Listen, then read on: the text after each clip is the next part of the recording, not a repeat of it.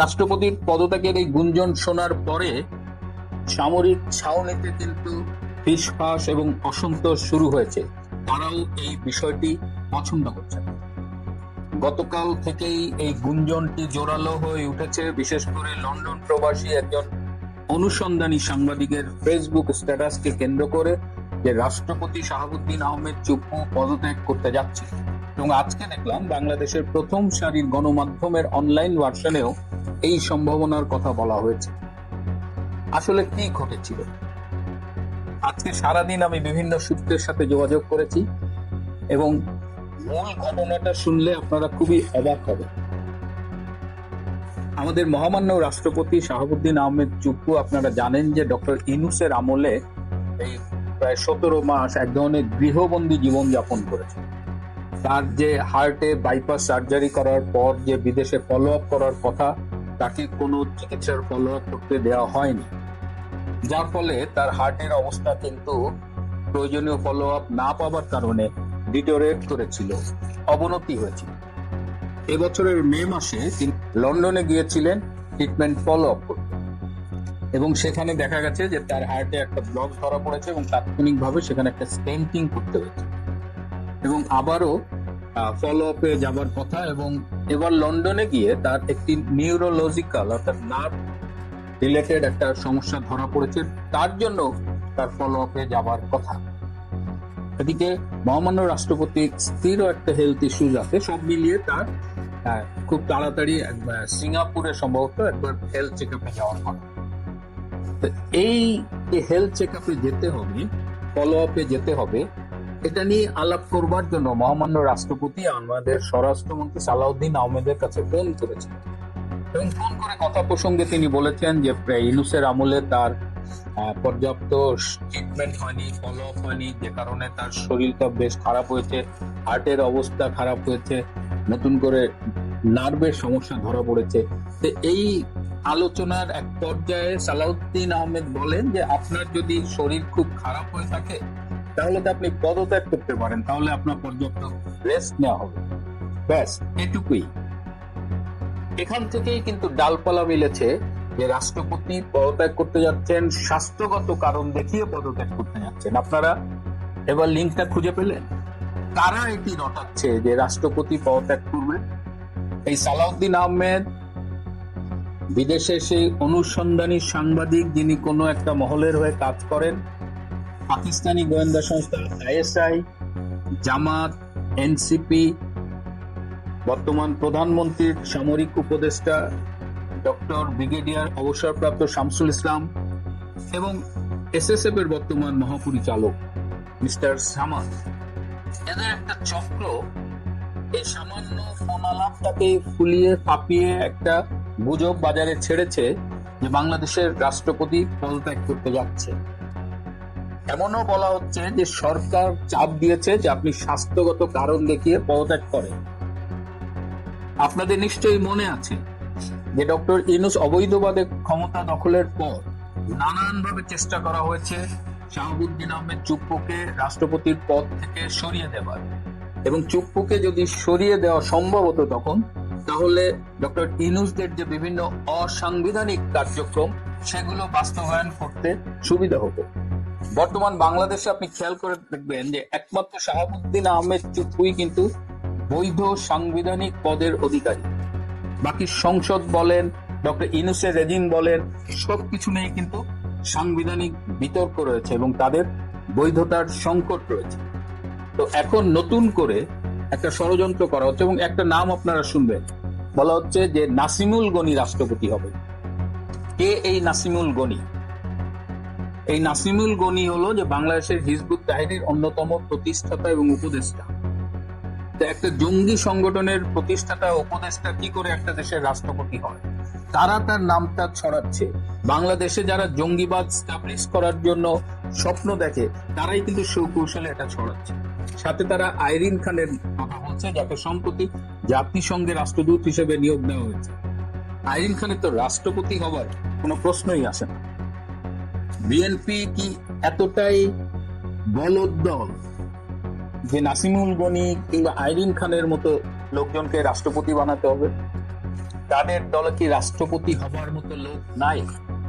আসলে এই ষড়যন্ত্রটা এ কারণেই করা হচ্ছে শাহাবুদ্দিনকে সরিয়ে দেওয়া, এবং শাহাবুদ্দিন আহমেদকে কিন্তু সুপরিকল্পিতভাবে অনেকবার অপমান করা হয়েছে। ইউনূসের আমলেও করা হয়েছে, তারেক সরকারের আমলেও করা হয়েছে, যেখানে আমরা দেখতে পাচ্ছি যে প্রধানমন্ত্রী তারেক রহমান যখন 21শে ফেব্রুয়ারি শহীদ মিনারে শ্রদ্ধা জানাতে গেলেন, তিনি কিন্তু রাষ্ট্রপতিকে পর্যাপ্ত সম্মান দিয়েছেন।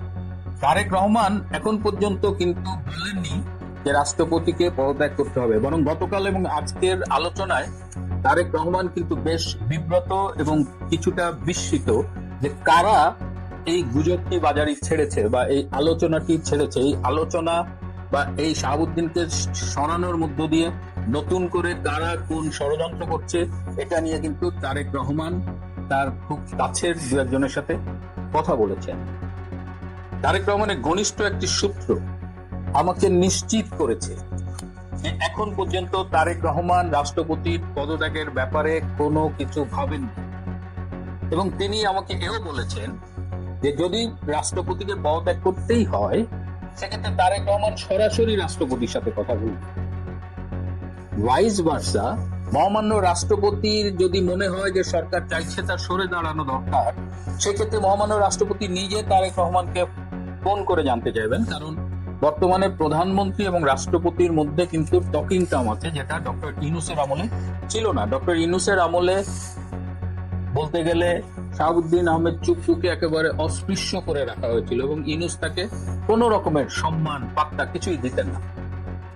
কিন্তু এই মহামান্য রাষ্ট্রপতি এবার যখন বাজেট অধিবেশনে গিয়েছিলেন, সাধারণত বাজেট অধিবেশনে দেখা যায় যে প্রধানমন্ত্রী তাকে রিসিভ করেন বা নিজের পক্ষে একজন হুইপ যায়, কিন্তু এবার কিন্তু কেউ তাকে রিসিভ করতে যাননি, এবং কেউ যেন তাকে রিসিভ করতে না যায়, অ্যাটলিস্ট হুইপ বা অন্য কেউ, সেই কলকাঠিও নেড়েছেন এই প্রধানমন্ত্রীর সামরিক উপদেষ্টা এই ডক্টর শামসুল ইসলাম। এই এসএসএফ এর ডিজি এবং শামসুল ইসলাম মিলে তারা কিন্তু রাষ্ট্রপতিকে সরানোর ষড়যন্ত্রে জড়িত, এবং এর সাথে আমি যেটা বলেছি জামাত অন্যান্যরা, যদি শাহাবুদ্দিন আহমেদ চুপ্পুকে সরানো যায় তাহলে কিন্তু বাংলাদেশের সামনে একটা ডিজাস্টার নেমে আসবে এবং তারেক রহমানের নিয়ন্ত্রণে আর কিছুই থাকবে না। প্রশাসন তখন তারা দখলে নেবে এই নাসিমুল গনিদের দ্বারা বা জামাতের যেসব গুপ্ত রয়েছে, এবং এরপরে সেই উত্তাপ দিয়ে লাগবে সেনাপ্রধান জেনারেল ওয়াকার খানের গায়ে। এবং রাষ্ট্রপতির পদত্যাগের এই গুঞ্জন শোনার পরে সামরিক ছাউনিতে কিন্তু ফিসফাস এবং অসন্তোষ শুরু হয়েছে, তারাও এই বিষয়টি পছন্দ করছে। এখন সর্বশেষ বাস্তবতা হলো যে রাষ্ট্রপতি পদত্যাগ করছেন এমন কোনো ঘটনা ঘটেনি। সরকারের পক্ষ থেকে এখন পর্যন্ত এমন কোনো সিদ্ধান্ত তাকে জানানো হয়নি। এটি সুকৌশলে ছড়ানো একটি গুঞ্জন এবং তার স্বাস্থ্যগত কারণে তাকে পদত্যাগ করানোর একটা গুজব বাজারে ছেড়ে দেওয়া হয়েছে বিশেষ একটি ষড়যন্ত্র বাস্তবায়নের জন্য। যেটা বললাম, যদি রাষ্ট্রপতিকে পদত্যাগ করতেই হয় তাহলে সেটা প্রধানমন্ত্রী এবং রাষ্ট্রপতির ভেতরে কথাবার্তার মধ্যে হবে। তবে এখন পর্যন্ত সর্বশেষ যে খবর আমি পেয়েছি, রাষ্ট্রপতি শাহাবুদ্দিন আহমেদ চুপ্পু এই মুহূর্তে পদত্যাগের কথা ভাবছেন না। এই মুহূর্তে টক অব দ্য কান্ট্রি মহামান্য রাষ্ট্রপতি। লন্ডন ফোন কলে রাষ্ট্রপতির পতন শেষ পর্যন্ত কি ঘটছে মোহাম্মদ শাহাবুদ্দিনের ভাগ্যলিপিতে। লন্ডন সফর, গোপনীয় একটি ফোন কল, আর তাতে যেন মুহূর্তে ওলটপালট হয়ে গেল দেশের রাজনীতির ক্ষমতার সমীকরণ। রাষ্ট্রপতি পদ থেকে মোহাম্মদ শাহাবুদ্দিনের বিদায় কি স্রেফ সময়ের ব্যাপার? চিকিৎসা শেষে লন্ডন থেকে দেশে ফিরলেও সেই 10 দিনের সফরের এক গোপন কথোপকথনে কি কাল হলো রাষ্ট্রপতির জন্য? অনেকেরই ধারণা ছিল এবং আমরাও যেটি জানতাম যে বিএনপি সরকার হয়তো রাষ্ট্রপতিকে সরিয়ে দেওয়ার কোনো পূর্ব পরিকল্পনা করছিল না, কিন্তু লন্ডনে বসে সাবেক প্রধানমন্ত্রী শেখ হাসিনার সাথে হওয়া সেই গোপন ফোনালাপ যখন গোয়েন্দাদের হাতে চলে আসে তখনই পাল্টে যায় পরিস্থিতি।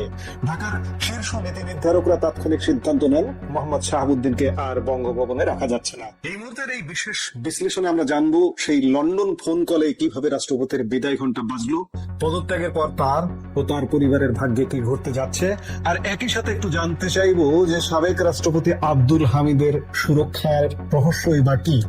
পুরো বিষয়টি গভীরভাবে বুঝতে শেষ পর্যন্ত সঙ্গে থাকুন। দর্শক, মূল ঘটনার সূত্রপাত 2026 সালের মে মাসে। রাষ্ট্রপতি মোহাম্মদ শাহাবুদ্দিন স্বাস্থ্য পরীক্ষা ও চিকিৎসার উদ্দেশ্যে লন্ডন সফর করেন। 2026 সালের 9 মে তিনি লন্ডনের উদ্দেশ্যে ঢাকা ত্যাগ করেন এবং চিকিৎসা শেষে 18 মে দেশে ফিরে আসেন। আপাত দৃষ্টিতে এটি অত্যন্ত স্বাভাবিক এবং রুটিন একটি চিকিৎসা সফর বলে মনে হয়েছিল। এমনকি নীতি নির্ধারণী পর্যায়েও জানা যায়, বিএনপি সরকারেরও রাষ্ট্রপতি মোহাম্মদ শাহাবুদ্দিনকে পদে বহাল রাখা বা না রাখা নিয়ে তাৎক্ষণিক কোনো চরম সিদ্ধান্ত বা সরানোর পরিকল্পনা ছিল না। রাজনীতিতে এক ধরনের স্থিতি বজায় রাখার চেষ্টাই চলছিল। কিন্তু বিপত্তিটা বাঁধল ঠিক সেই 10 দিনের সফরকালেই। লন্ডনে অবস্থানকালে রাষ্ট্রপতি মোহাম্মদ শাহাবুদ্দিন অত্যন্ত গোপনে ভারতে অবস্থানরত সাবেক প্রধানমন্ত্রী শেখ হাসিনার সাথে একটি দীর্ঘ টেলিফোন কথোপকথনে অংশ নেন। তাদের ধারণা ছিল এই কথোপকথন হয়তো সম্পূর্ণ গোপন থাকবে, কিন্তু তথ্যের নিরাপত্তা কতটা ভঙ্গুর হতে পারে তা হয়তো তাদের ধারণায় ছিল না। খুবই গোপনীয়তার সাথে হওয়া এই কথোপকথনটি শেষ পর্যন্ত চলে আসে দেশের শীর্ষ গোয়েন্দাদের হাতে। আমি আজ সকালে আরেক ভিডিওতে বলেছিলাম যে মাস দেড়েক বিএনপির সাথে রাষ্ট্রপতির সম্পর্ক খারাপ যাচ্ছে। এই ফোন আলাপটা লিক হয়েছে মাস দেড়েক আগে, আর এই ফোন আলাপ লিক হওয়ার পর থেকে সম্পর্কটা আর স্বাভাবিক নেই। গোয়েন্দা তথ্যের ভিত্তিতে যখন এই টেলিফোন কথোপকথনের রেকর্ড ও বিস্তারিত বিষয়বস্তু ঢাকার শীর্ষ নীতি নির্ধারকদের টেবিলে পৌঁছায়, তখন ঢাকার রাজনৈতিক অঙ্গনে তীব্র তোলপাড় সৃষ্টি হয়। দেশের সর্বোচ্চ সাংবিধানিক পদে বসে সাবেক প্রধানমন্ত্রীর সাথে এ ধরনের গোপন যোগাযোগকে নীতি নির্ধারকরা অত্যন্ত গুরুত্বের সাথে গ্রহণ করেন। তথ্য জানার পর বিন্দুমাত্র বিলম্ব না করে ঢাকার শীর্ষ নীতি নির্ধারকরা তাৎক্ষণিক ও একাত্ম সিদ্ধান্ত নেন, রাষ্ট্রপতি পদে জনাব শাহাবুদ্দিনকে আর কোনোভাবেই বহাল রাখা সম্ভব নয়। সংক্ষেপে বলতে গেলে লন্ডনে বসে তার নিয়োগদাতা অর্থাৎ সাবেক প্রধানমন্ত্রীর সাথে টেলিফোনে যোগাযোগ করাটাই রাষ্ট্রপতি মোহাম্মদ শাহাবুদ্দিনের জন্য চূড়ান্ত কাল হয়ে দাঁড়ালো। এই একটি ফোন কলে তার রাষ্ট্রপতির পদে থাকার সমস্ত সম্ভাবনার ইতি ঘটালো। এখন সবচেয়ে বড় প্রশ্ন হলো, পদত্যাগের পর সাবেক হতে যাওয়া এই রাষ্ট্রপতির ভবিষ্যৎ কি? তার সাথে আসলে কি ঘটতে যাচ্ছে? সূত্রের খবর অনুযায়ী আগামীকাল শুক্রবার, যা ছুটির দিন, এই ছুটির দিনে যদি রাষ্ট্রপতি পদত্যাগ করেন, তবে পদত্যাগের পরপরই রাষ্ট্রপতি এবং তার পরিবারের সদস্যদেরকে আপাতত দেশ ত্যাগের অনুমতি নাও দেওয়া হতে পারে। শুধু তাই নয়, ইতিমধ্যে সংশ্লিষ্ট বিভিন্ন তদন্ত সংস্থা তার নিজের এবং পরিবারের সদস্যদের অর্জিত সমস্ত সম্পদ ও অর্থনৈতিক লেনদেনের বিষয়ে ব্যাপক খোঁজ খবর নেওয়া শুরু করেছে। ভারতে অবস্থানরত সাবেক প্রধানমন্ত্রীর সাথে তাদের আর কি কি যোগাযোগ হয়েছে বা হচ্ছিল, সেই বিষয়গুলো গভীরভাবে খতিয়ে দেখা হচ্ছে। বর্তমান রাজনৈতিক বন্দোবস্তে একটি বিশেষ ট্যাগ তো অত্যন্ত সহজলভ্য।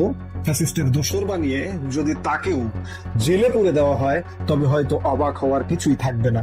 আইন ও রাজনীতি এখন কোন দিকে মন নেয় তা দেখতে মুখিয়ে আছে পুরো দেশ। এখানেই একটি চমৎকার বৈপরীত্য দৃশ্যমান হয়ে ওঠে। দেশের আরো একজন সাবেক রাষ্ট্রপতি মোহাম্মদ আব্দুল হামিদ কিন্তু এখনো বাংলাদেশেই বহাল তবিয়তে আছেন।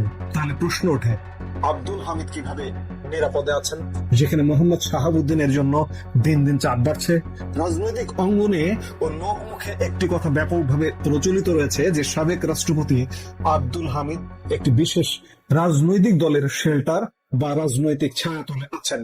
এর নেপথ্যে যে সামাজিক ও রাজনৈতিক কারণগুলো বলা হয়ে থাকে তা অত্যন্ত চমকপ্রদ।